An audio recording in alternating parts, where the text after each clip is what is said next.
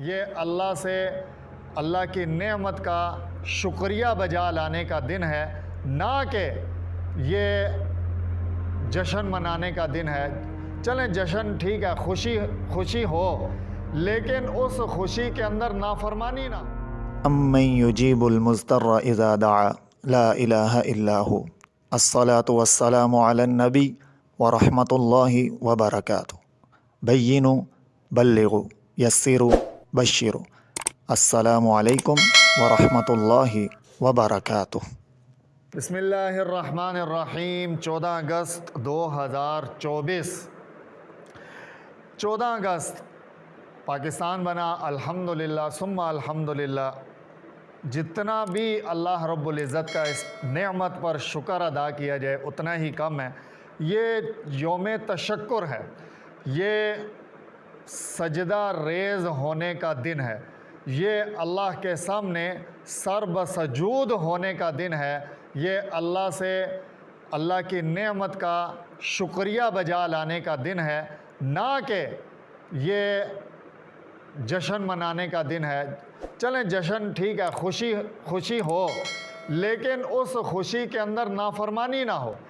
آج کل جس طریقے سے جشن منایا جا رہا ہے وہ 100% نہ تو اس کے اندر ہماری معیشت کا کوئی اس طریقے سے ہماری معیشت بڑھ سکتی ہے، یعنی ہماری معیشت کا اس سے کوئی فائدہ نہیں ہوگا، اور جس طرح کا آج کل ہم جشن منا رہے ہیں اس جشن منانے سے نہ تو ہم اقتصادی طور پر بہتر ہو سکتے ہیں، نہ ہم جمعیتی طور پر مضبوط ہو سکتے ہیں، کچھ فائدہ نہیں ہے۔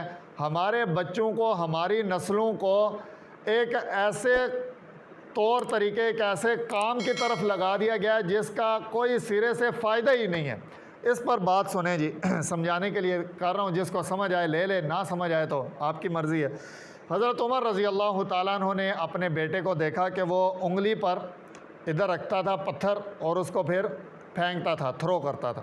حضرت عمر نے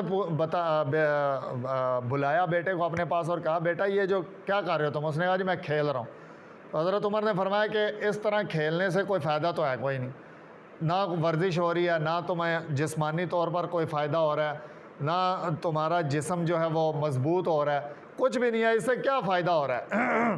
ہاں نقصان ضرور ہوگا۔ وہ نقصان کیا ہے کہ اگر تم نے پتھر پھینکا اور کسی کی آنکھ میں لگ گیا تو وہ آنکھ کا نقصان ہو سکتا ہے۔ تو آج کل جو ہمارے بچے جو جشن آزادی منا رہے ہیں، یا ہمارے پرنٹ میڈیا پر جو ان کو آزادی منانے کا طریقہ بتایا جا رہا ہے، ناچ گانے سے کون سی ریاستیں آزاد ہوئی ہیں؟ ابھی تک کون سی ہوئی ہیں یا آگے چل کے کون سی ہو سکتی ہیں؟ پچھلے یوم آزادی پر میں اپنے ہی دوستوں سے ایک جملہ سنا کہ ہمارے پڑوسی ملک نے اپنے جشن آزادی پر ایک نئی کار، ایک نئی پروڈکٹ تیار کی ہے، اس سے اس کی اقتصادی قوت مضبوط ہوئی ہے، اس کی معیشت مضبوط ہوئی ہے، اور پاکستانی کیا کرتے ہیں؟ ہر جشن آزادی پر ایک ملی نغمہ نیا گنگنا دیتے ہیں۔ اور بھائی اس طرح کرنے سے ہمارا کیا فائدہ ہے؟ ہماری نسلوں کا کیا فائدہ ہے؟ ان کی معیشت مضبوط ہو رہی ہے۔ اور پھر اسی طرح ہر کوئی جو ہے وہ باجے بجا رہا ہے، ہر کوئی جو ہے وہ چہروں کے اوپر جھنڈے بنا رہا ہے۔ یہ ان ایسی حرکتوں سے کتنی ریاستیں آزاد ہو سکتی ہیں؟ ہم اپنی نسل کو کیا سبق دے رہے ہیں کہ کیا پاکستان جو آزاد ہوا تھا وہ باجے بجا کے آزاد ہوا تھا؟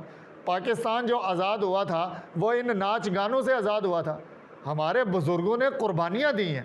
آج کل کا سب سے، یعنی مجھے بحیثیت پاکستانی، مجھ سے مراد ہم سارے ہیں، مجھ سے مراد میں، یعنی پورا ملک، اور جو یہ بات سن رہے ہیں وہ سارے کے سارے میں شامل ہیں کہ ہمارا پاکستانی ہونے کے لیے یہی کافی ہے کہ ہمارا سب سے بورنگ سبجیکٹ پاک سٹڈی ہے، کہ ہمارا پاکستان کے بارے میں پڑھنے کو دل ہی نہیں کرتا۔ ہم پاکستان کے بارے میں کیا جانتے ہیں؟ ہم اپنی معیشت کے بارے میں کیا جانتے ہیں؟ ہم اپنے ملک کے بارے میں کیا جانتے ہیں؟ ہم نے اپنی آنے والی نسلوں کو بالکل زیرو کر کے رکھ دیا ہے کہ وہ نسلیں کہ جو اپنے بڑوں کو دیکھیں کہ جنہوں نے کن مشقتوں کن حالات کے ساتھ یہ ملک آزاد کیا تھا، کس طرح خون دے کر اس ملک کو آبیاری اور اس ملک کو پروان چڑھایا تھا۔ آج کا نوجوان، آج کی نسل جو ہے وہ بالکل بیزار ہے۔ ہوش کے ناخن لیجئے اور جو کھیلیں جو آج کل مارکیٹ کے اندر آئی ہوئی ہیں، ان کھیلوں کا فائدہ ہی کوئی نہیں ہے۔ ان گیمز کا کیا فائدہ؟ نہ ورزش ہے اور نہ کسی قسم کا کوئی اس کا یعنی بالکل بے فائدہ قسم کی گیمز جو ہے وہ ہم کھیل رہے ہیں، باجے بجا رہے ہیں اور وہ ٹک ٹک شک شک کرتے جا رہے ہیں۔ اور بھائی ان چیزوں سے ملک آزاد نہیں ہوتے۔ ملک آزاد ہوتے ہیں سوچ بدلنے سے۔ ملک آزاد ہوتے ہیں کہ جب ہم اپنی قوت کو مضبوط کریں، ہم اپنی طاقت بڑھائیں، اور ہماری طاقت جو ہے وہ یہ باجے بجا کر ہم اپنی طاقت تو نہیں بڑھا رہے۔ اللہ پاک سمجھ عطا فرمائے جی، جزاک اللہ خیرہ۔